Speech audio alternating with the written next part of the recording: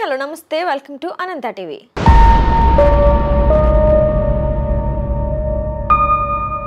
Junior NTR హీరోగా కొరటాల శివ దర్శకత్వంలో వస్తున్న చిత్రం దేవర. అత్యంత భారీ బడ్జెట్ పై తెరకెక్కుతున్న ఈ చిత్రం పాన్ ఇండియా భాషల్లో రూపొందుతోంది.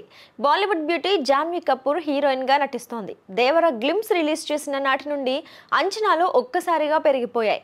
ఇటీవల రిలీజ్ చేసిన Chuttamalle song second song 100 million పైగా వ్యూస్ రాబట్టి ఆ అంచనాలను ఇంకాస్త పెంచింది.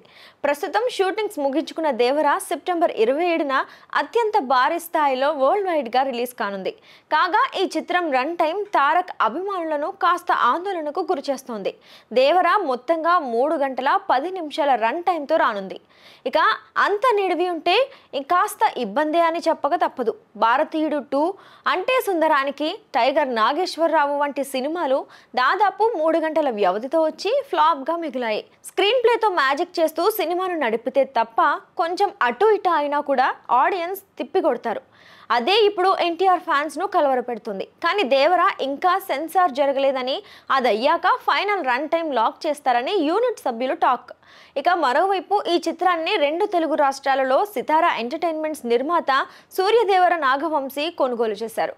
అటు ఆంధ్ర ఇటు తెలంగాణలో తెల్లవారుజామున 1 గంటకు ప్రీమియర్స్ వేసేలా అన్ని ఏర్పాట్లు కూడా చేస్తున్నారు.